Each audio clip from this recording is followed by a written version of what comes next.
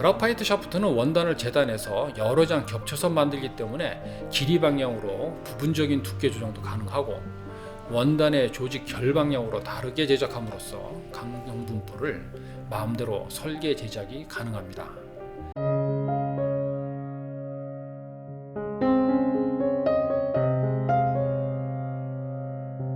안녕하십니까. 골프는 과학이다. 골프덕후입니다. 오늘은 골프 클럽의 샤프트의 물리적 특성에 대해서 어떤 것들이 있는지 알아보도록 하겠습니다. 샤프트의 선택은 클럽에 대한 관심이 많아질수록 고민이 많아지죠. 워낙에 샤프트의 종류가 엄청 많기 때문입니다. 같은 샤프트의 메이커에서도 모델의 종류도 많고 스펙도 복잡해 보입니다. 샤프트 고르기가 만만한 일이 아닙니다. 샤프트의 특성을 외형적, 물리적 특성으로 나눠 보겠습니다. 샤프트는 외형적으로 간단하게 보면 속이 빈 원통형 긴 막대 모양입니다. 헤드 쪽의 외형은 좀 작고 그립 쪽 외경은 좀 큰 약간의 긴 원뿔형이라고 볼 수 있죠. 그래서 샤프트의 물리적인 특성은 긴 중심축 방향과 원둘레 방향의 특성으로 구분해서 보겠습니다. 표로 나누어 보면 축방향 강성인 굽힘 강성을 골프에서는 플렉스라고 합니다. 원주 방향 강성인 비틀림 강성을 골프에서는 토크라고 하죠. 그리고 축방향 강성의 분포에 따른 특성으로는 킥포인트, 밴드포인트, EI 프로파일 등이 있습니다. 원주 방향의 강성 분포는 별도로 지정하지 않습니다. USGA에서 정한 규정에는 샤프트는 원둘레 방향으로 대칭이어야 한다는 규정이 있기 때문입니다. 그래서 샤프트는 다각형이나 원통형으로 만들 수 없습니다.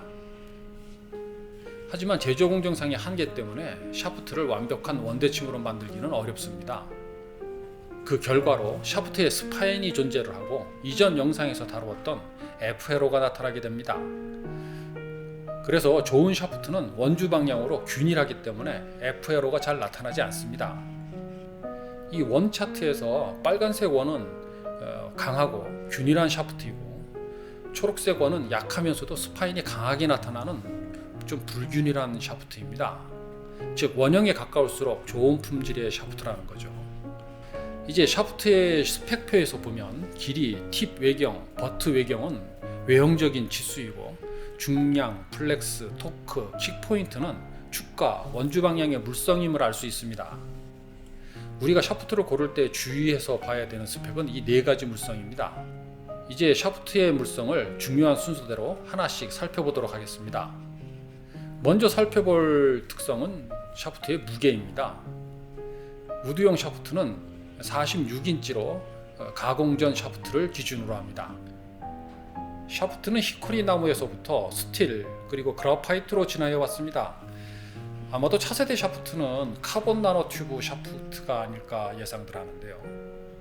현재는 그라파이트 원단을 에폭시 수지에 함침한 프리프레그 원단을 여러 장 겹쳐 말아서 만드는 것이 대부분입니다. 아이언도 점차 그라파이트 샤프트의 사용이 늘고 있고요. 샤프트는 가벼울수록에 헤드 쪽의 무게를 늘리거나 길이를 늘릴 수 있기 때문에 비거리에 유리합니다. 그래서 샤프트의 제조 목표는 좀 더 가볍고 강하게 만드는 것입니다.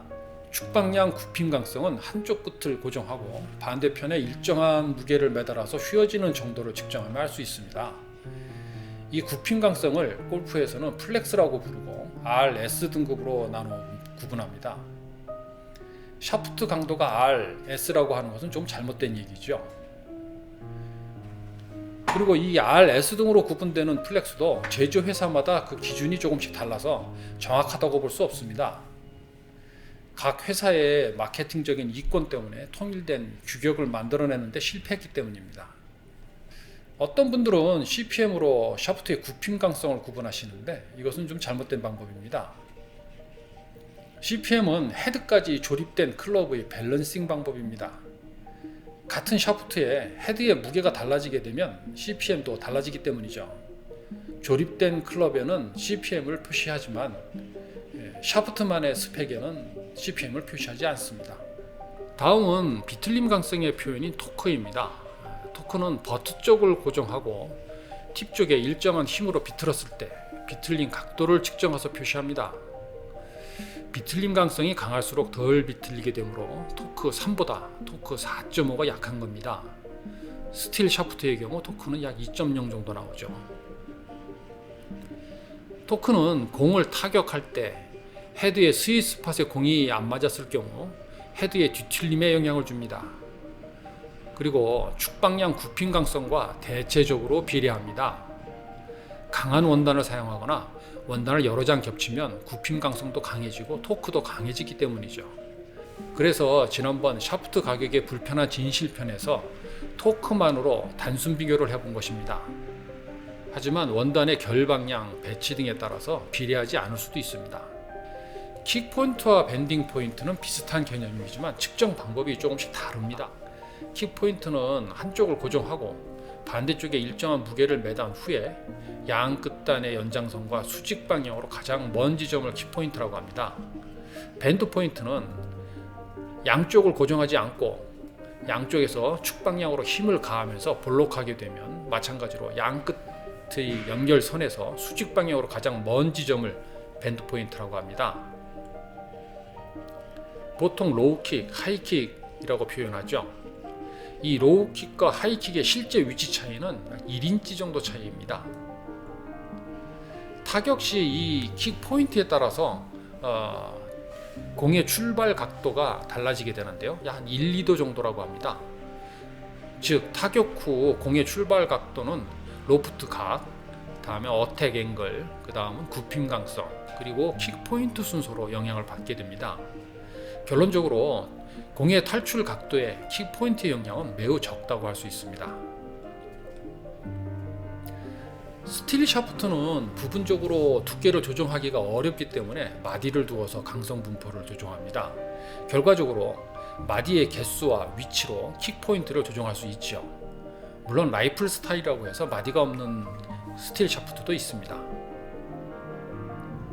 그라파이트 샤프트는 원단을 재단해서 여러 장 겹쳐서 만들기 때문에 길이 방향으로 부분적인 두께 조정도 가능하고 원단의 조직 결 방향으로 다르게 제작함으로써 강성 분포를 마음대로 설계 제작이 가능합니다.